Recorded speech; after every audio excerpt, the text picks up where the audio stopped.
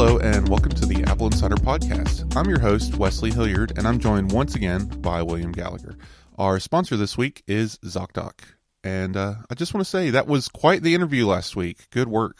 Oh, it was so interesting. Alexander Kosovan from Mac, CEO and co-founder of MacPaw, just such an interesting guy. You and I talked before about getting a developer, and he's obviously a developer, but of course MacPaw does setup, so they have 200 developers they're working with all the time. Plus, I didn't appreciate until I was talking to him how long he's been going to WWDC, so he knew all the differences, what the change was. I had a really good time. I could be talking to him to this day, actually. But you didn't get him to comment on the various food that he got to eat at Apple Park. That's the only thing we missed. Right, got to say that never entered my head. Is there a hot dog stand in the Steve Jobs Theatre that I should know about? A lovely cafeteria full of really... They have their custom pizza boxes, William. That's the most interesting thing at Apple Park. I didn't know that. Okay, is it all healthy food, though? No, absolutely not. But all right, good. I will say today's Apple Insider Plus segment will be our... Well, we're going to discuss a little bit more of the beta, but we're going to talk about our favorite features that we've seen so far. Our worst, I suppose, maybe not worst features, but what we've encountered that might be bugs that we're not enjoying so much, and just kind of have a little discussion over this first beta period, because by the time we get to the next episode, we will surely be on beta 2, and all of it will change again. But on to the main show.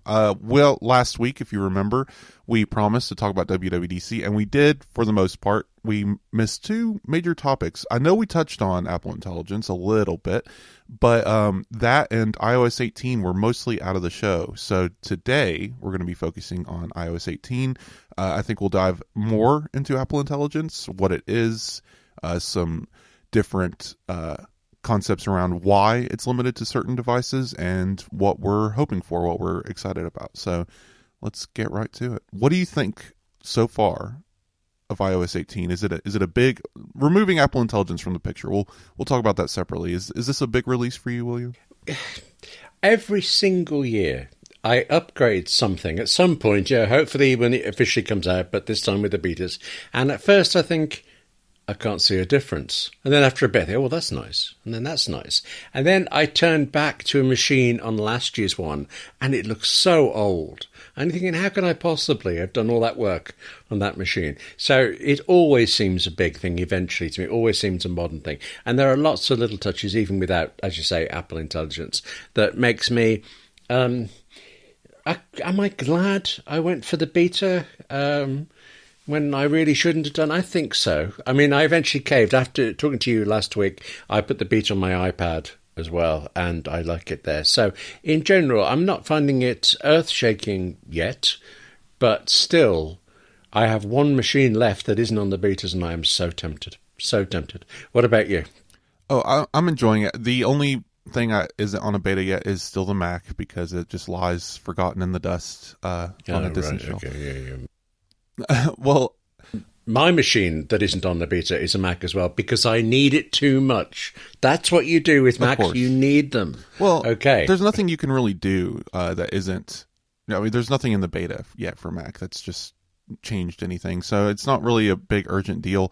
I might go ahead and do that soon, just so everything's more, I don't know, on a parity level.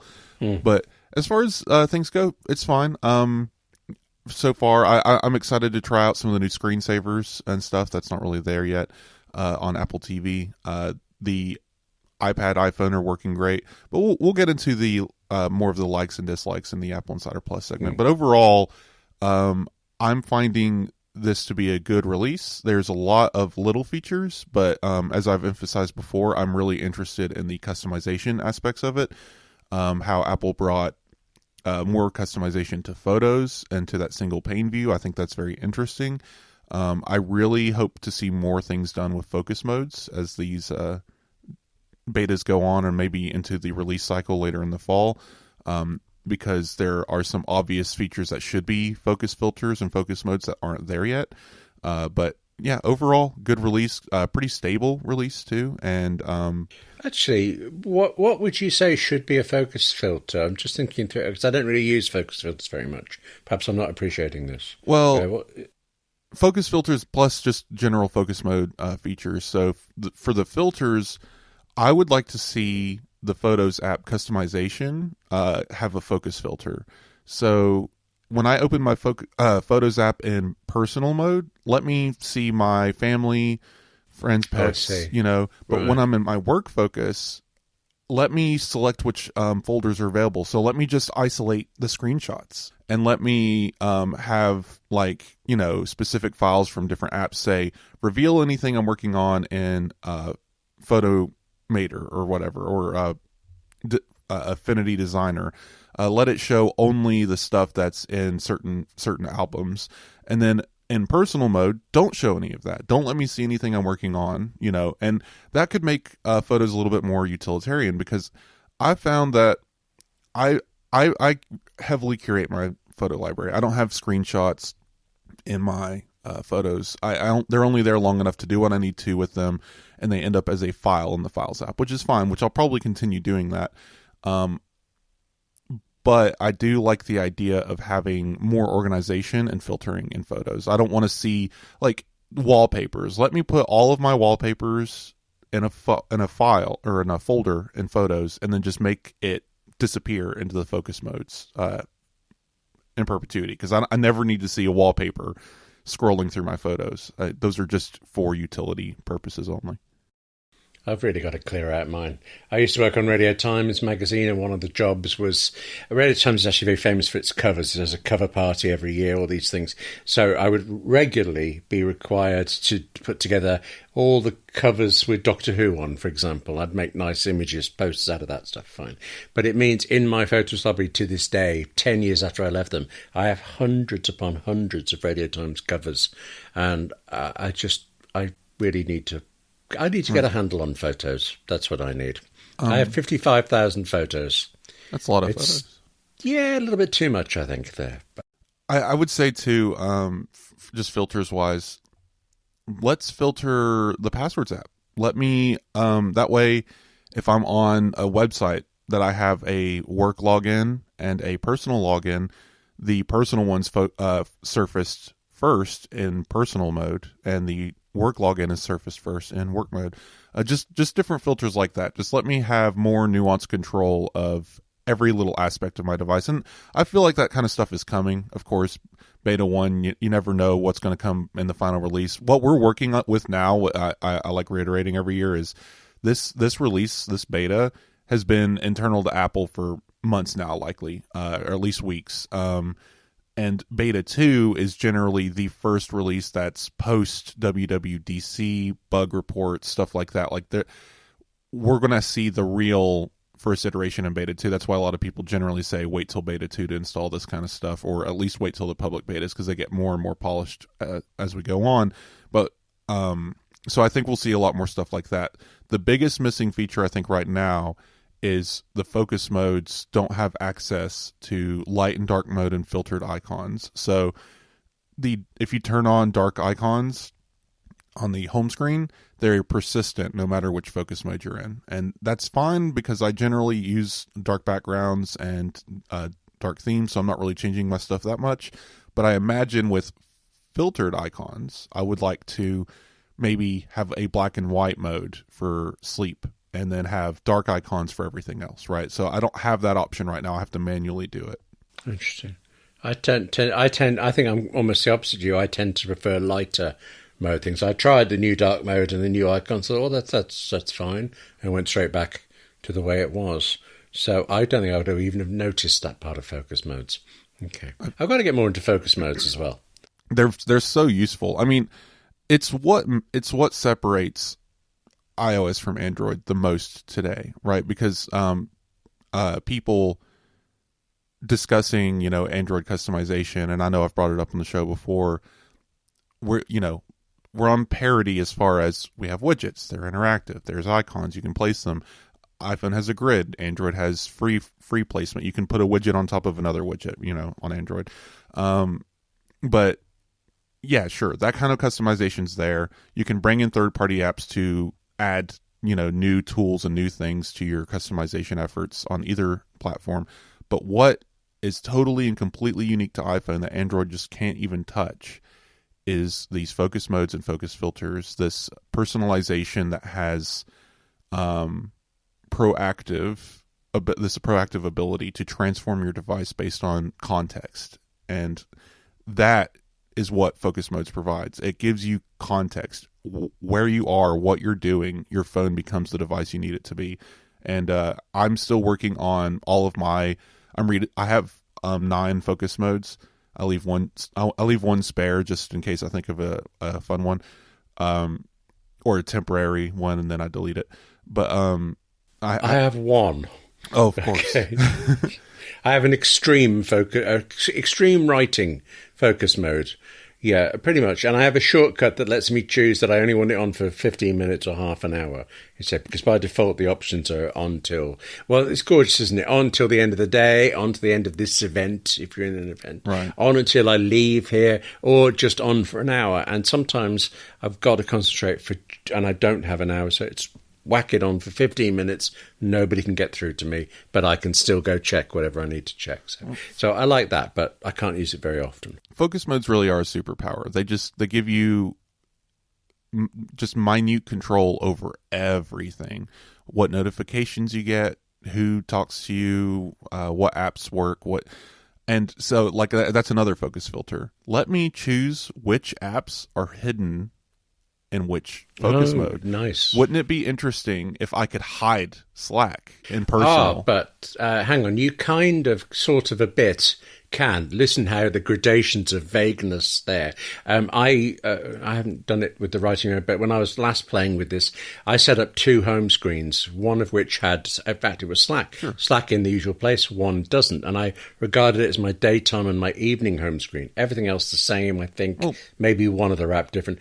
And I would swap over automatically at a certain time. Right. And so I wouldn't see Slack unless, you go looking for it.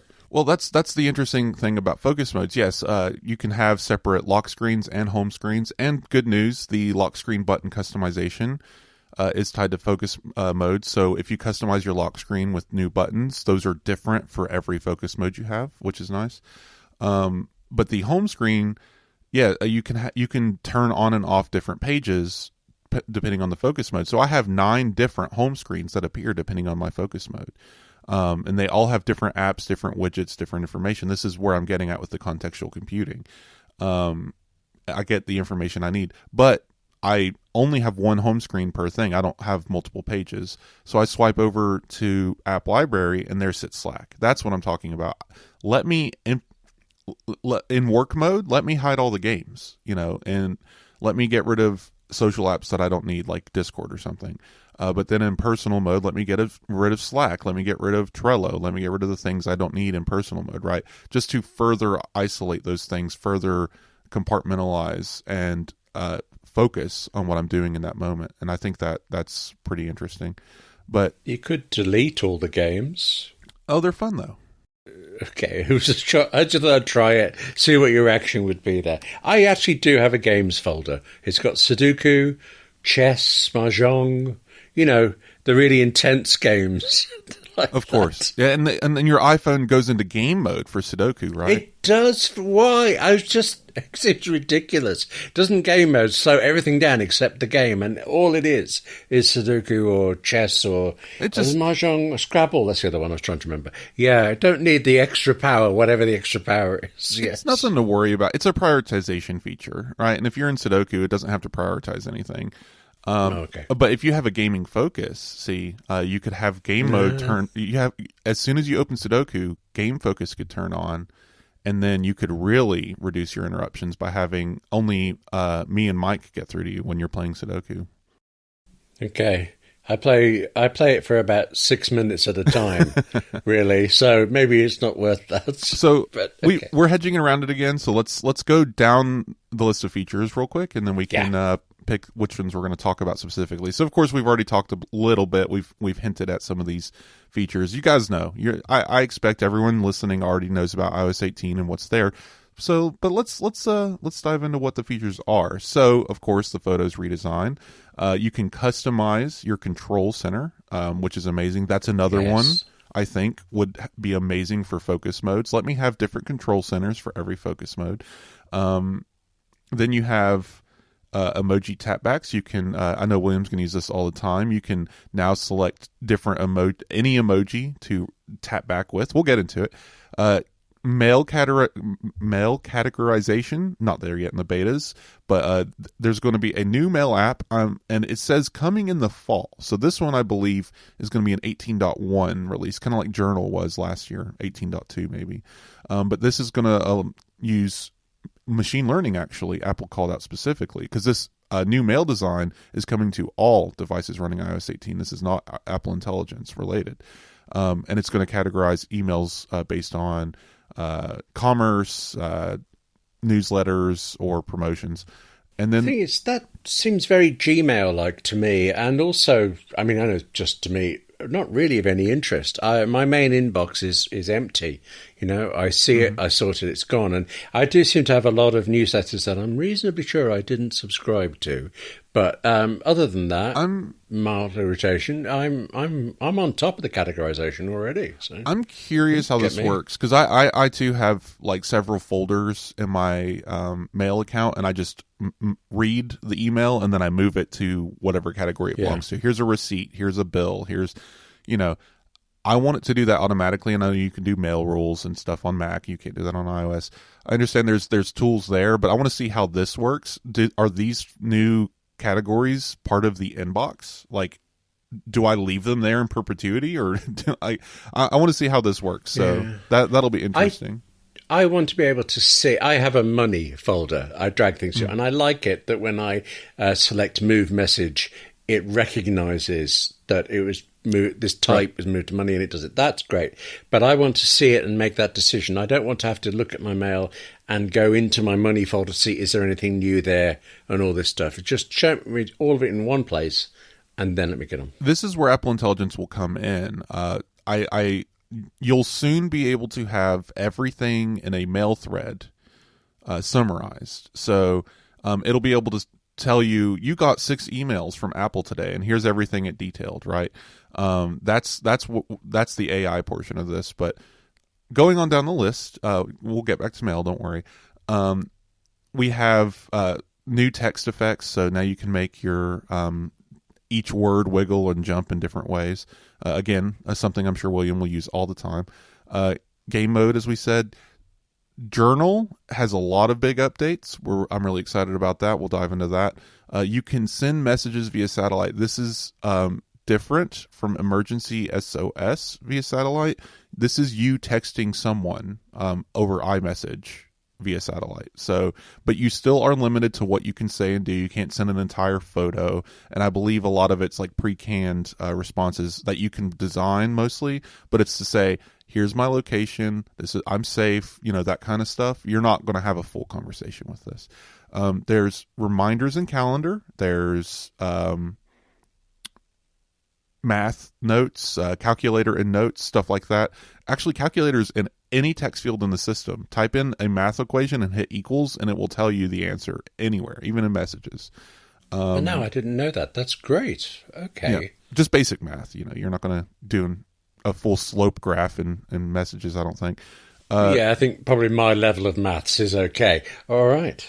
Although I obviously do more than you because I have maths plural and you just have maths singular. So, I'm ahead in that way, obviously. But I'm sorry, I took over you there.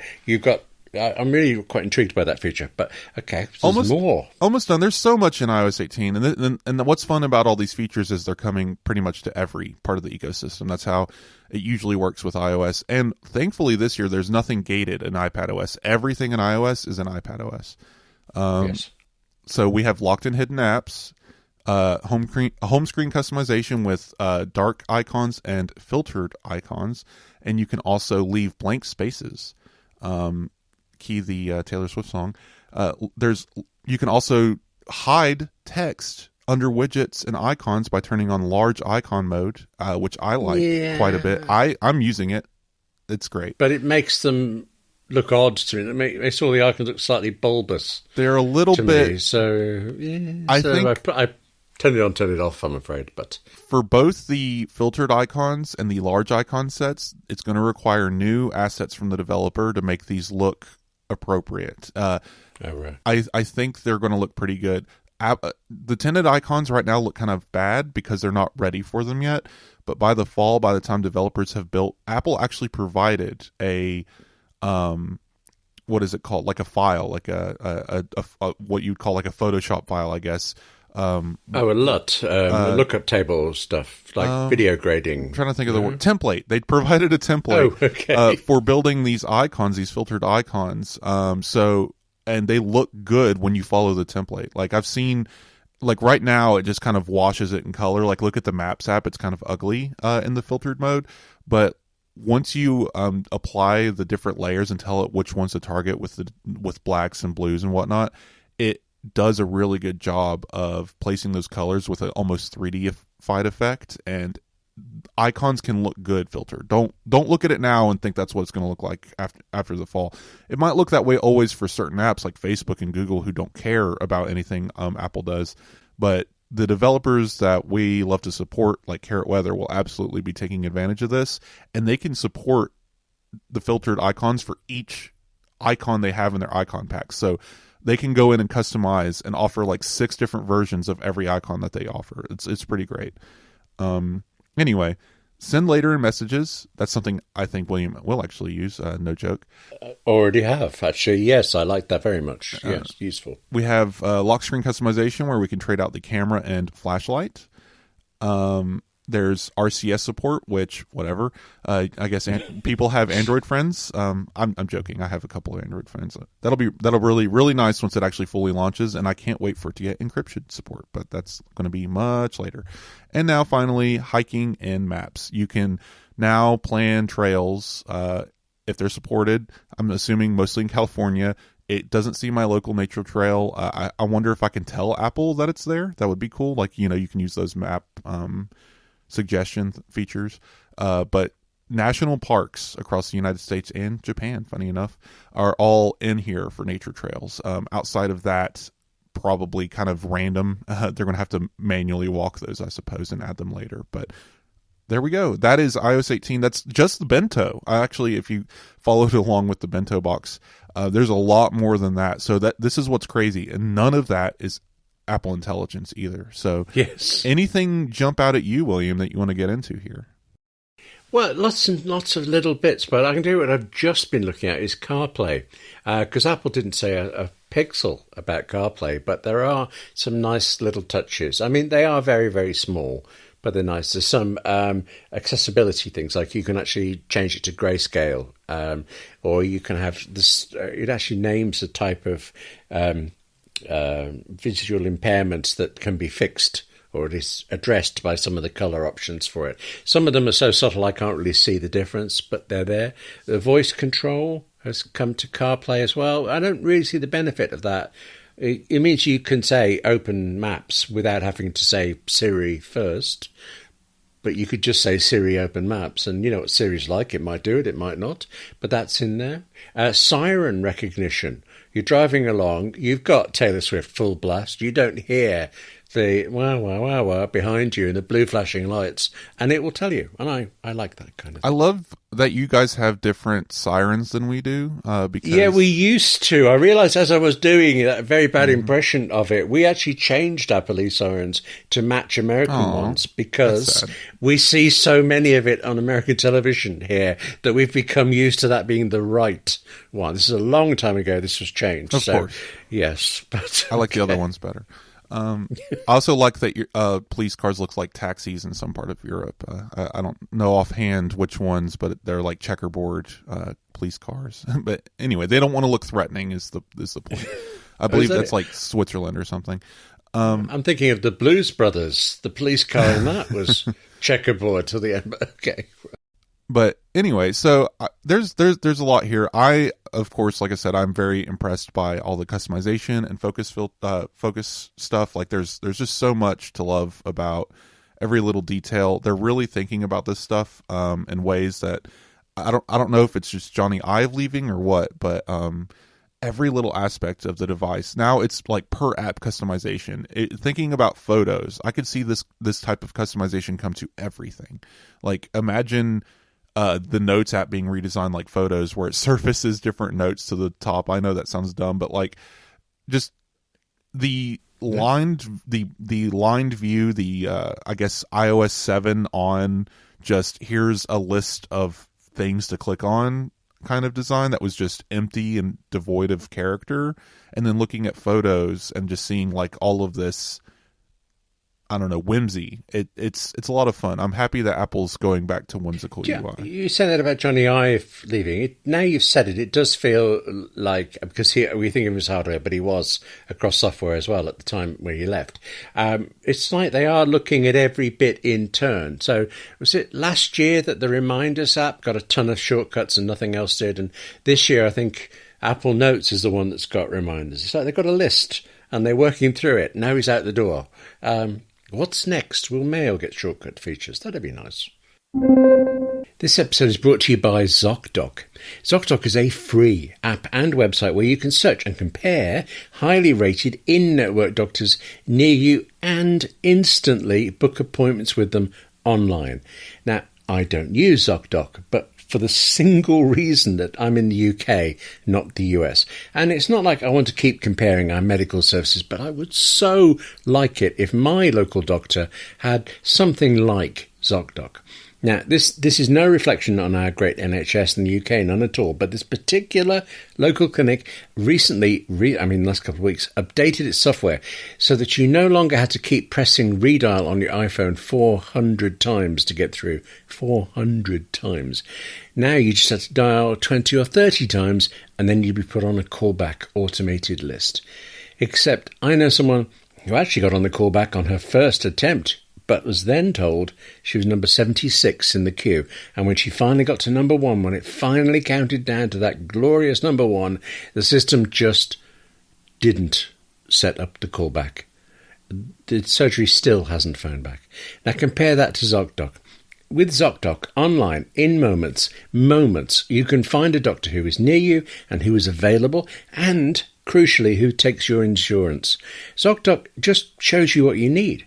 Search for the right doctor in the right place, then check out their verified reviews from other patients, and then immediately book your appointment.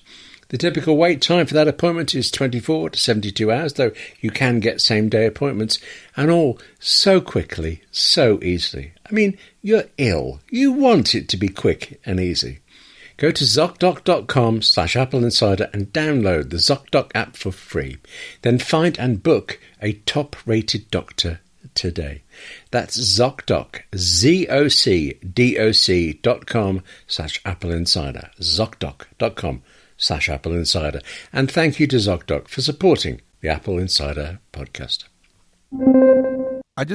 I really want Mail to get the Notes redesign. You know, like Notes and like all these apps, these productivity apps from Apple have seen some really good feature redesigns. I mean, even weather is just beautiful now, right? Yes. Like, yes. Give us that. Put the weather team on Mail. Honestly, let's just see what they do with it. I just want all that whimsy and all that design. I want it to be smart. I want it to be organized. I surface the things I need to know, and that again, I know we keep hinting at it. That's more Apple Intelligence stuff, but just really get in there and rework it, because it's you right now. You open it and you're presented with a list of inboxes, and you click on an inbox and you're presented with a list of email, and they're all in order by when they've arrived. There's no real there's nothing to it unless you VIP someone, and that's manual. Like, it just doesn't feel like it's being proactive. It feels very 1980s, I suppose, just very email. Email sucks. People want to get rid of it. Slack tried to get rid of it, and then we just have two emails now, one's Slack and one's email.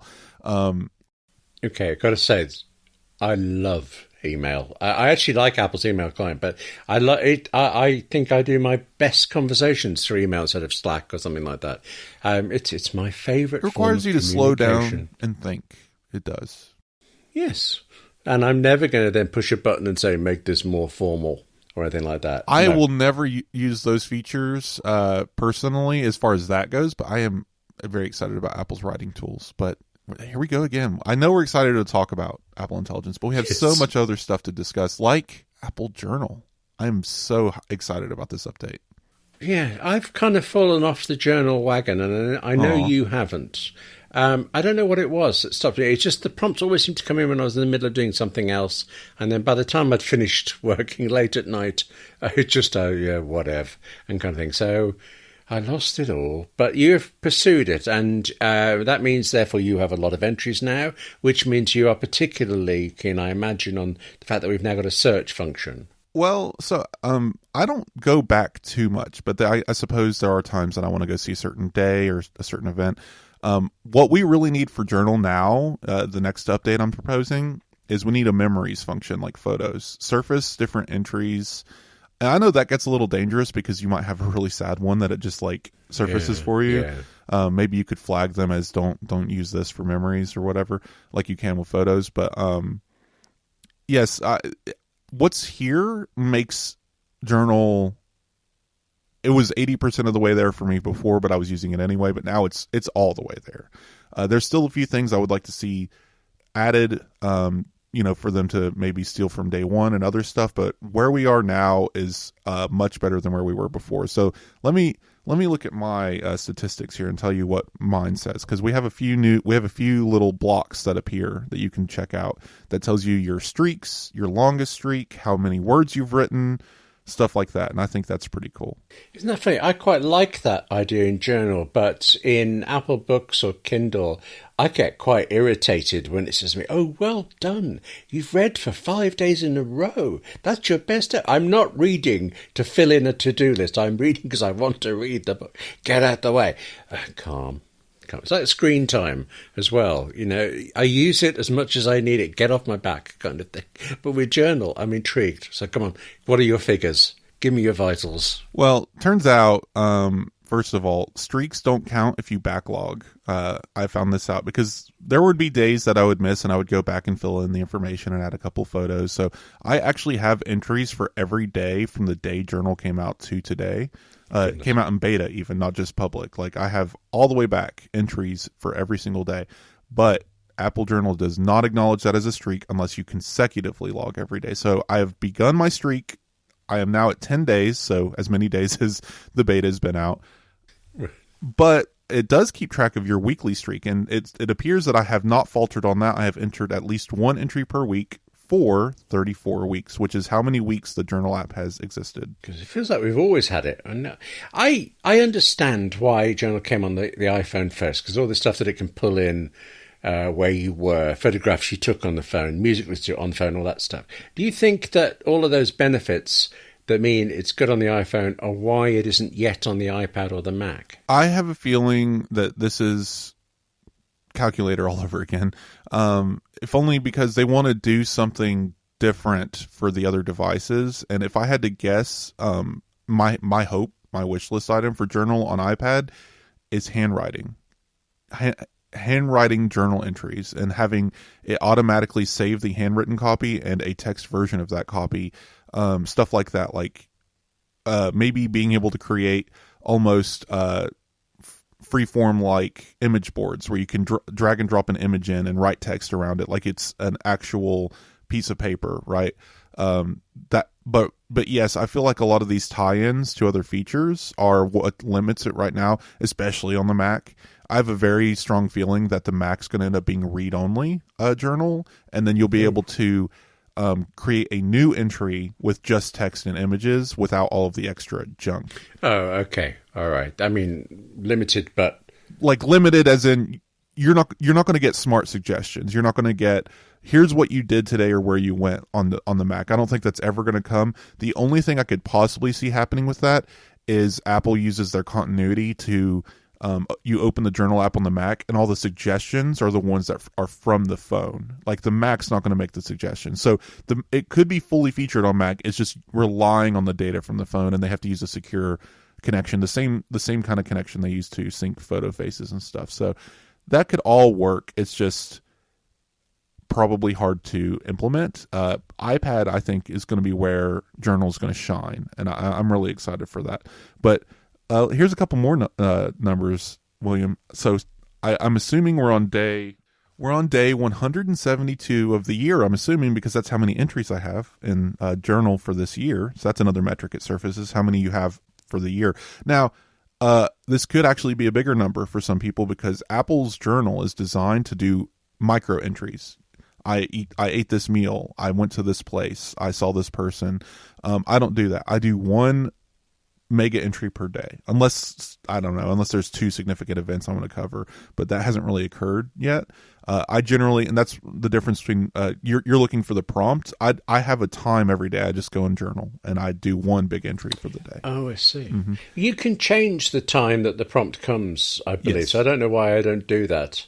I have it alert me every single day at a certain time to journal. And that is the time that you choose to. You've decided this is when I'm always going to journal, right? I think my schedule just doesn't quite allow that. Too many things changing around. It says that's my excuse anyway. It says I have a total of 298 days that I have journaled. This may not make sense because Journal app has not been out for 298 days. I've gone back and manually added. So right. This is something I discussed with Steven, and we still don't have this feature, and now I suppose that we don't have it. I'm going to just have to do it. I really want this on iPad, so maybe we'll get it later this year. I'm still procrastinating. I have everything from day one saved. Day one still lets me access it, even though I'm not paying, because like it's not going to just lock my entries. They're a good company. So like I've had problems with them, but okay. Right. Yes. I still have access to my data in day one form, but just in case that goes away for some reason because I'm not paying, I have all of that saved offline in various forms. I have a PDF version, I have text versions, all that stuff. So I actually went back and added about 100 days worth of day one entries. I have 1,000 total, so it's going to take time to get all of them into Journal, but that's a project I've been doing slowly over time. Here's a couple days here, a couple days there. It doesn't take long to do a day. It just adds up when you're doing 1,000 days. So that's a project for another time, but that's why I have so many days in Apple Journal. So it's counting every individual day I have an entry for, and that's why it's such a high number. And finally, here's the fun one, William. How many words do you think I've written in Journal? 200 odd entries. You said major events. 20,000? 39,000 words. All right. Yeah, I do like writing, William, and I am very long-winded. Good. If you didn't know, so. Okay, I haven't noticed that, but all right. I was thinking about those detailed long articles, but they're always necessarily detailed and long. So, okay, I tell you what, send me over your journal, and I'll read it and see whether I think you're too verbose about something. Okay, I will do that for you. So I will. Before we move on from Journal, I'll mention because I mentioned it before. I want to keep this alive in everyone's brains. I have a feature request for Journal that I think would be really fun. We've mentioned before Apple not doing a social network, but like having their toe in every social network's water. Like, here's a messaging app, here's a photo sharing feature. The one thing that they're missing is a universal timeline where you can see information, and I think the Journal is actually the place this could happen. Apple, give us a shared section of the Journal where we can invite people to join and add their own entries with text and images, and it would show up like journal entries, just like Journal, but you would see who posted it, and then you could comment and react to it. That would be awesome. It would be like your own private social media wall just for family and friends. And maybe you could have different walls for different groups. Here's your friend group of Journal. Here's your family group Journal, stuff like that. I am simultaneously for and against it. I like the idea, except it's my journal. What are they doing in here? I'm also thinking... What's the photo library all over again? Right now you can see your photos and your shared library photos. Do you use that feature, William? Do you have a shared photo library? One, I think, and hardly ever use it. Just tend to send around the odd... For all that I've got 55,000, most of them are work-related things, so I don't use photos as much as I should. Well, that's the shared album. I'm talking about the shared library feature, where you have... you've invited an entire human being into your library. Now every photo in your library is shared between two people. Not every photo, but the photos you selected anyway. You have a shared section of your library. Why did I suddenly panic then? Okay. I have no guilty secrets. No. Okay. You just have a bunch of screenshots, yeah. Well, I have an awful lot of screenshots. Yeah, so welcome to my boring library of a screenshot of an app as it looked like 5 years ago. Enjoy yourself. Yes, I can see. Maybe that's why I have got a shared thing. Nobody will join me. We have my family and I. We have 5 people in a library right now, and it works pretty well. I can see the photos that I've shared. I can see the photos they've shared. I can turn it on to see only shared section. I can turn it on to see only my personal library. The default, of course, is the mixed library. But if you haven't tried this yet, William, or the listeners, give it a try. It's really well done. The only place that this could go bad is Photos is really aggressive about displaying the there's a button you can press if you have a shared library to say take photo for shared library, and people can accidentally turn this on, and every photo you shoot goes to the shared library when that toggle is on. So I actually have that set to like manual, like do not ever do this automatically, and only turn this shared automatically to library when I press this button and tell it to do it. Because yes, you could probably accidentally add some very bad photos to your library for your family to see. And just, don't be silly. But shared library, other than that, maybe a little quibble with the UI design and camera being super aggressive about it. Really, really well done feature, and I'm surprised we didn't really see anything with the new Photos redesign affecting the shared library. Maybe that'll be next. I do like the new Photos app. I think it took me a while to get used to where I could select things, but once I got that, I'm actually enjoying my photos again. So thank you, Apple. You have to scroll all the way up into the library view, and then the select button appears. Oh, interesting. I have to swipe all the way down before I get it. I should try it both ways, but as long as we can get there. It's the same direction we're saying, William. We just mean it in different ways. I do find this trying to explain to somebody swipe left or swipe right, because your finger starts at one side and goes to the other. I've started saying swipe from the right. Yeah, it's relative positioning. Are you talking about your thumb swiping or what's happening on the display? Yes, exactly. Because this is natural scrolling all over again, or unnatural scrolling, as the other option is called. I use an app called Jump Desktop for remote accessing my Mac, and it must be originally a PC thing because the scroll direction's wrong in it. I forgot when Apple changed that, but now I have to remember this is why it's not moving. I'm not scrolling in the right direction. Plus, Jump has the ugliest icon, and I was thinking earlier when you said about filtering and things, I have never changed an icon of any app, never cared, but with this one, I'll anything to just get rid of it. Can I turn it all black? I'll do that. I've downloaded apps specifically because they have customizable icons, and I have deleted apps specifically because they don't have any good icons, if that helps. So you're harsh. You're very harsh. Okay. Let's see. We've covered a lot of the customization stuff. Locked in hidden apps. We did write a story about this. I mentioned it last week about iOS 18 being the cheater OS. I think that's very funny still. Yes. But let's get into two more features. Wait, let me check the time. 2 more features, and then we can do a quick segment on Apple Intelligence and grab bag of news items. First, let's play taps for Apple Pay Later. It is come and gone, and that was a big surprise to me. I mean, it's not like Apple's not Google. It doesn't set things up and take them away. Very surprised, but presumably didn't work out. It obviously was this idea to get more into the financial game. I think maybe the concept has changed. Wallet was becoming Apple's bank, and now that Goldman Sachs is backing out and maybe they're having trouble finding a new partner, they don't want too much tying down this new partner. So this is one of the easiest things to cut. Of course, Apple was backing the loans themselves, but it's still presented an anomaly in their financial business. This is part of iOS 18.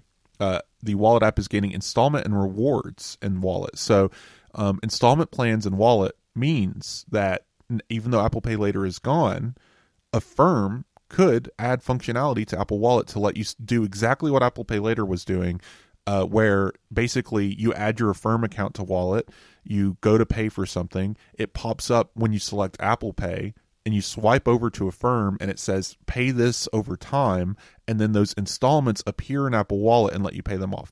I don't know this is my assumption, but that's my guess is how this works. This is all we have is a very basic mention of installments and rewards in Apple Wallet. So I'm interested in seeing this work. I hope Apple has some partners on this, because Wallet is where features go to die. Apple has introduced so many features that are really cool sounding that no one ever bothers implementing. So I really hope this is one that we get to see actually done. Joe, I think they've all passed me by. That's how dead Wallet is to me. But then I don't have Apple Card. Right. I don't have any of this stuff. I also got no money. That's what it is. You're busking the street as we speak. Yes, basically I can't play an instrument, so I just mime while I hit GarageBand on it. It's working, so let's knock it. How do you feel about reminders and calendar and calculator and notes? It's like a little meet cute. Well, reminders and calendar are easy for me because I am vehemently opposed to having reminders in my calendar. I mean, the thing is, pay your credit card on the 25th. I do not need that as a calendar event. Sure. That's a to-do thing. So it's in my to-do app. OmniFocus, my to-do app, will show me the day. It will include calendar entries, and I think that useful. I can see the morning's too busy, I can't get anything done. Fine. But my calendar never shows to-do tasks because I don't want to. I can't join them together. It's church and state for me. So this is worthless. But I know every other calendar, every one of them, adds some kind of reminder functionality. So obviously people like it. This actually works really well for me because part of I manage our inside database, and we have a bunch of pages, something over 200, and I try to keep them updated regularly. Some more than others. There's prioritization and yada, yada, yada. But the scheduling isn't through calendar. I have a reminder for every single individual page and dates attached to them, but they're all now in calendar. I can see what day, so I can open a specific day of the week and see how busy my workday is going to be on how many pages I'm going to be updating that day. That's really nice. I like that. But I open the calendar in my to-do app first thing I do, because years and years ago I discovered I was supposed to be in another city that morning, and I didn't know till I opened the calendar. So now I open the calendar first thing in the day, last thing in the day, and all that stuff. But when I go into my to-do app, I can see straight away that Thursday is looking really busy. Before I even go there, I see the count of tasks waiting for it. So I've got that view of the week without going into a calendar at all. So I wouldn't mind. Reminders not do that? No, there's no calendar view in reminders, and I wouldn't mind one actually. Now that we mention it, so maybe they need to go both ways. I don't think the apps need to merge. I think they need to be distinct, but I like that they can reference each other. And of course, calculator is now just basically a universal app in iOS, which is awesome. I think that's very smart. You just put an equal sign anywhere, and it just tells you, which is very nice. That is very impressive, yeah. Particularly in the handwriting stuff on the iPad. Mm-hmm. That's what I've been showing people first, really, out of things. But for actual, calculations and stuff, I tried the calculator app. It looks very nice, but I've left pCalc on every one of my devices. Yes. pCalc is the better app for sure. But it is nice to see calendar having all these fun bits, and it does look great.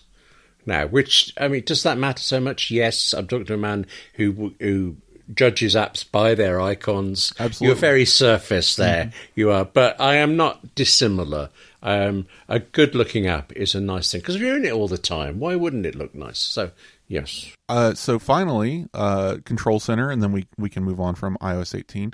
What do you think of the new Control Center and the customization options? I love most of it. I love the fact that it used to be the top half was intractable. You couldn't do anything of that, and now there's nothing sacrosanct. Anything can move anywhere. My smallest thing is that if your page is full already and you add something, it creates a new page underneath it, and you don't always see that. It does appear in the little list on the side. There's an extra icon. But I was doing this accidentally on the music page. I'm thinking, where is this control? And it was only when I gave up and swiped off to do something else that I found it. So I think it could be more visual. It could return you to the new page with that on. But other than that, absolutely great. Yeah, there's a few oddities like just general bugginess, of course. The jiggle mode, people are mocking it on social everywhere deservedly because it can become quite the gymnastics routine trying to place an icon in a specific location. Oh, that's true. I hadn't thought of that. Yes, I did have that. And then I'd done it and it seemed to move itself. So obviously I knocked it in the last moment. I thought that was just me. Oh, I feel better now. Yeah. Okay. You can, that might just be a beta thing, but you can have 10 pages of icons. And I'm really excited to see third parties take advantage of this. You'll be able to have pcalc in your control center, right? Like so instead of calculator. Yes, that was always a wasted section, and now you can have a quick omni note, whatever you call it. You can do all kinds of fun stuff coming this fall, and hopefully earlier in test flights that we can get a hold of. So iOS 18. I'm really excited for Control Center. That's another one that needs a focus mode feature. I want to have different control centers per focus. Maybe that's bad because it would destroy my muscle memory, but the new control center actually just ignores muscle memory because everything's always kind of shifting. The home widgets kind of just do their own thing.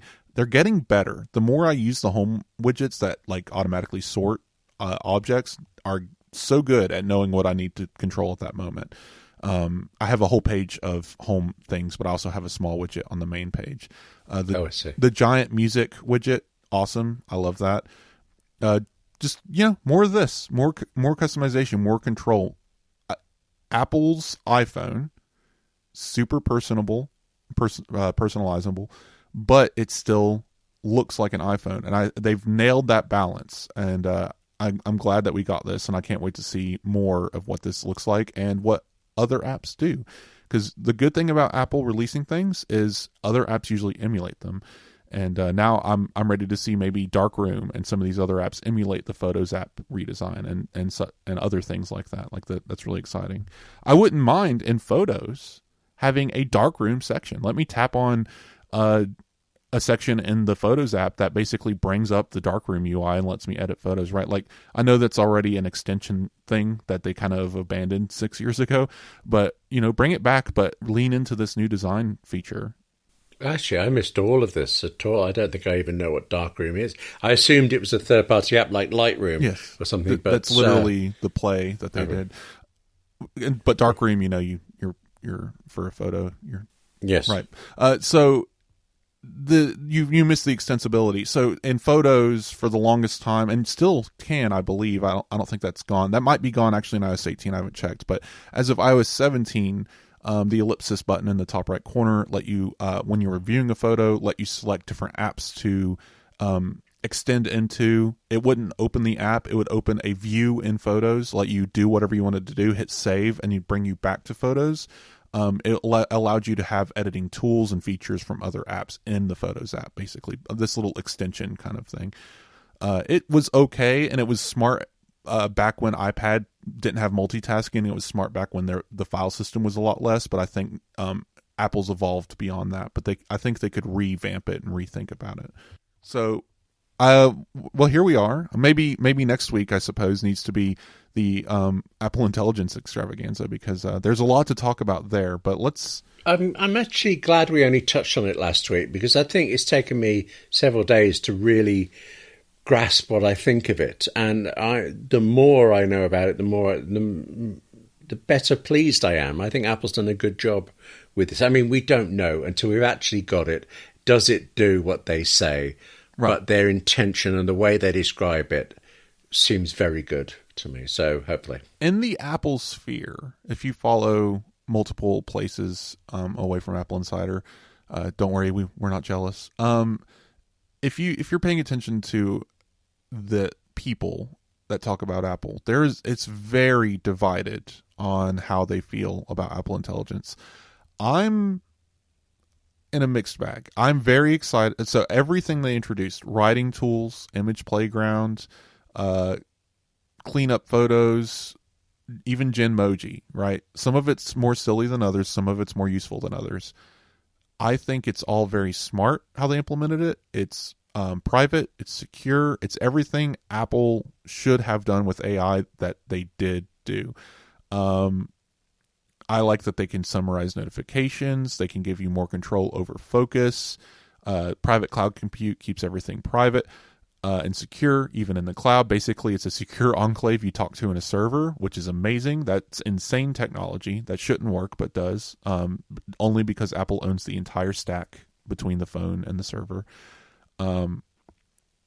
Mail will give you more prioritized messaging. Like, I think because we're hitting the hour mark. Obviously, we can dive more into Apple Intelligence next week, but I do want to say I'm excited for the features. The one that fell down, I think, was definitely they gave very poor examples of the image playground stuff during the keynote. I don't like the mom superhero stuff. Like, those were very ugly images. But of course, like Dolly and anything else, the stuff it can generate will only get better with time.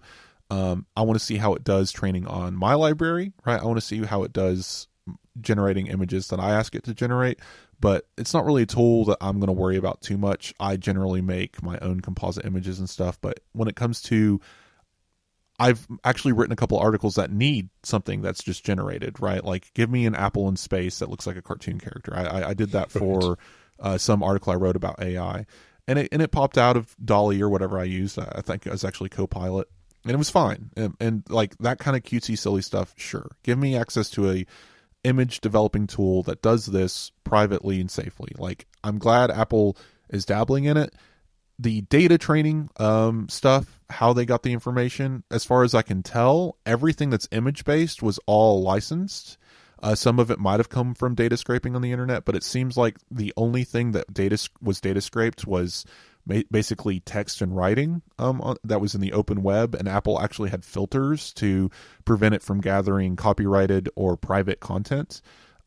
So they did it in the most Apple way possible, but there is still the ickiness of they scraped the open web, and I understand there's a very nuanced conversation there, and we're not going to get into it today, but I don't like that all of these companies are treating the open web like it's a free library they can do whatever they want with, because it's still our information, even though it's public, right? It's not like you can walk into a newspaper and say, that story you wrote today, it's mine now, I'm taking it home with me. It's not, I don't really understand the mentality here, but I think Apple, in order to succeed in the space, had to play in the space the same way its competitors are, even if that way that they're playing is morally ambiguous. And it gives them the ability to at least be a part, play in the same field, and maybe going forward we'll see a more private, safe approach. It's just they had to get that leg up, because if they came into this artificial intelligence conversation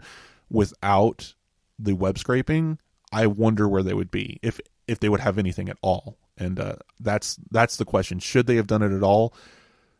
I don't know the answer to that, but my personal opinion is I don't think they would be here today if they didn't bother with this. I think this is just part of the technology, and maybe that's a flaw of the technology. Maybe we shouldn't be doing this at all, but here we are. We're doing it. It's done.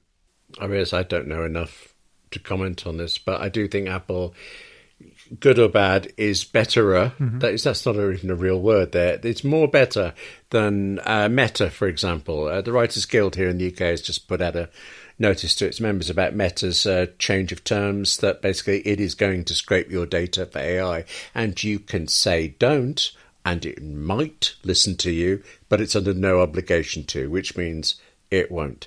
That's not the Apple way. That is the Facebook way. And I think it's interesting the culture of the two companies is made by and is demonstrated by their actions. So on balance, I'm more pro Apple on this. I'm unlikely to use images. I'll play with it for fun. I'm never going to use most of the writing tools. I'm sure I use proofing, but other than that, proofing, none of them. I think, will be handy. And we discussed this before. Yeah. Between Apple's writing tools and Grammarly, I feel like I'm going to favor Apple's just because they're going to be built in, and they're probably going to offer me as good of results, and I don't have to pay an extravagant amount of money for it. And while Grammarly still offers tools Apple's won't, there's the tools I don't need. So Grammarly will still have a business. They're still going to be fine. It's just Apple has given me enough that I will be able to use Apple's tools, and I think they're going to be fine. I'm not going to ask it to change my words. I never want anyone to change what I've written. That's silly. But contextual, grammatical improvements, stuff like that, sure. Let's make autocorrect better. I would just want Siri to work. Mm-hmm. Then I'll be happy. Siri? I love Siri, except when I don't. Oh. And times I really don't. So let it be fixed the way they've said it will be fixed, and I will be happy. So one last little bit before we move on to the after show. I wanted to mention rumors are fun. We had a rumor this week that kind of just was silly. Did you see this, William? Apple Vision Pro stalls as work on cheaper headsets. Oh yes, I heard that Apple's given up. Yeah, on the future. They're no longer making Apple Vision Pro 2 for now, and they're going to focus on a cheaper headset. Now, listeners of this podcast should know this is all a bunch of baloney. Okay. Do we have a baloney button on Rumor Stories? We do. It's not called that, though. Yeah. Is it a printable word? But, okay, it got the lowest likelihood category, I take it. No. I realise, I don't know why. Actually, so we scored this possible because it's like saying the sky is blue, okay? Maybe we didn't have this information offhand, but this gets into the rumor cycle, this gets into the news cycle. Everything has to be a negative. Everything's bad for Apple. Everything's, we have to frame this in a way that gets clicks. And Apple Insider didn't do that. I'm not saying that. I'm just saying that, so the source of this information was from the information. They are kind of they do kind of do this extreme level because they want people to write their stories, and it is a story that needs to be discussed. But I will say this: there was never a point in my mind where I believed Apple Vision Pro 2 would come out before Apple Vision Air or whatever, the cheaper version. That was it didn't make sense. Everyone discussing this knew that was the case. Apple obviously knows that they need to get a cheaper headset out first. So I don't know who on Wall Street or who in anyone's mind thought Apple Vision Pro 2 is coming first. It just was never going to happen. But here we are with headlines across the sphere of Apple stalls work on Apple Vision Pro 2 to focus on cheaper model. That was always the case. The Vision Pro 2, it's in production, like they're working on it, but the one that comes before it is the cheaper model. And I may have said this way back when, but I've always known, and I go back and listen to the show. I can't give you a specific episode, but I promise you, when I've talked about this before in the past, I've said the cheaper Vision Pro or the cheaper Apple Vision, whatever you want to call it, 2026 at the earliest, and the Vision Pro 2 maybe 2028 if we're lucky, right? Like that's the timeline we're on with this device. It is not a 2-year release, maybe 3 at best. Like if we're lucky, we'll see one in 2027. The Pro 2 anyway, but the cheaper one has to come first because there is no market for a $3,500 headset beyond what they've already sold. They need to get that cheaper model out, and it's not a next year model. They could announce it next year, but I expect spring 26 we'll see something in people's hands that's at least $1,000, if not $2,000 cheaper. That competes a little bit better with the market. I wanted to rail on this a little bit just because people read the news, but they don't always get the context because sometimes the context it's lost in the news cycle. Rumors are always going to be something you have to take with a grain of salt. A lot of times they're late. A lot of times it's based on old information, or the information this is correct. This is correct information, but the framing makes it sound like Apple lost something in the works and they have to give up on something, and it's just so silly to me. This is hardly the same thing, but something in there reminded me of, there was a story in Deadline magazine this week or last week about a particular show that's being made here in the UK that the co-creator has left. And actually, a friend of mine is the other co-creator, and I'm reading this story about her, how she's now in sole charge of it. I thought, well, not only is she in sole charge of it, but she has been for 2 years, and the whole show is finished. It's just waiting to air.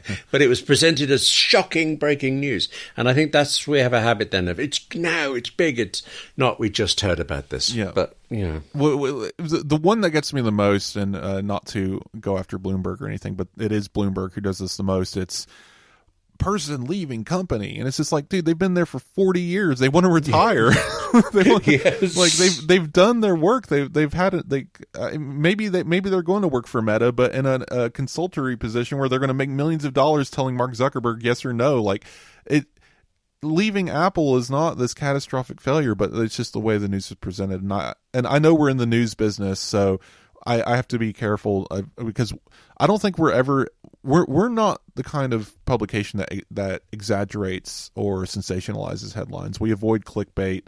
We give it how it is in the best way. And of course, yes, we have to worship the SEO gods like everyone else, but we try to strike that balance. And I hate it when I see other publications, some that I respect, going down that, tabloid route of, you won't believe who, Mark Wahlberg is talking to or whatever. And it's just like, yes. I don't care. It's like, anyway. But one criticism of Apple Insider I've got to say is we've never created words like variety. Variety covering drama things. There's so many people leaving. They've ended up with so many synonyms for it. And my favorite is, I don't know, Tom Cruise ankles Paramount and ankles for leaving it. Yes, it's just not a great word for it. And Apple Insider has never done that. What could we do? Some verbs. Yeah, I mean, Tim Cook's not going to last there forever. We need a really good, strong headline word. Let's start seeding it now, whatever it could be. Is that an apple pun? Seeds? Yes, I'm going to pretend it was, and that I thought of it. Yeah, I did not see that. Okay, there you go. Oh, succeeds could be no. Okay, ignore it. I'm going to work on this. Tim Cook I will come his back. Successor from the branches. Yeah, needs some time, doesn't it? Worse and worse. Yes. Okay. Everyone's gone now, but I will say, thanks for listening. We did it again. iOS 18, there was a lot there, William. I was wondering if it would go for the whole show, and there we are. We're actually past the usual hour point. Yes. So, man, and there's still so much in iOS 18 we didn't even cover. We basically got through the bento, and not even the State of the Union and the week's worth of developer programs that they do. Like all of this information, there's just miles and miles of it. But thankfully, we are a weekly show, so we will be back. And I think next week, we've touched on it last week, we touched on it this week, but I think next week we're going to really dive in and we're going to talk about Apple Intelligence, and hopefully just in time for maybe to see it launch early July. Yes. So I'd like to have that episode before it launches, and then maybe have a recap once we have it in our hands and can start testing it. If we even get to test it, we'll see. But if you're sticking around, if you're a paid subscriber, of course, Apple Insider Plus, paid ad-free version of the show gets a bonus at the end. And today we're going to be talking about a little bit about our experience testing the beta this time around, what our favorite features are, and if we've encountered any life-altering bugs. So stick around for that. I want to thank our sponsors once again, ZocDoc, sponsor, and I'll say you can find me on Mastodon, and I've been getting some really good emails lately. Keep sending them in. Thanks for the emails. Someone's asked me for recommendations about different security cameras. I've had someone ask about features on iPadOS. Keep sending them in. I love talking to you guys. You can always do it on Mastodon or email. You can find my email at the top of any article I've written, and keep those podcast reviews coming in. I've noticed that we've got some really nice reviews lately, and not that it's super important, but I like seeing these 5-star reviews, and I like seeing that you guys are enjoying the show. So, reach out, let us know that what you're liking. Tell us what you don't like. We're always working for you guys. So, William, where can people find you? Oh, definitely email. I mean, I said earlier it's my favorite place, and I'm sticking to that. I'm in the middle of several discussions about iPads at the moment for emails. I don't know why that's suddenly come up, but I'm having a good time on email. So, yes, yay, email. So you're not going to ask Apple to summarize your emails and write for you, so you can have an AI conversation with their AI and then have the AI. All right. This is for Apple Intelligence, but very quickly, I was thinking when you were talking about the summarizing thing, I don't actually like automatic summarizing of things, but the fact that when you look at your inbox, you have the preview lines, that it will just put a summary in there so you can quickly see. I actually think that one's going to be very useful. So nice. Yes, instead of it saying hello, what's the COVID phrase everyone used? Hope you're. It was something. It was a very specific phrase, and it's left my brain. But it's not how you're holding up, but like. Hope you're well, but basically every email started with hope you're staying safe in these troubling times. And it's just like every email in the inbox said that. I don't care if it was from Walmart or from someone doing business. It was the same email. But anyway, That's the show this week, and thanks again for listening, and we'll talk to you guys soon.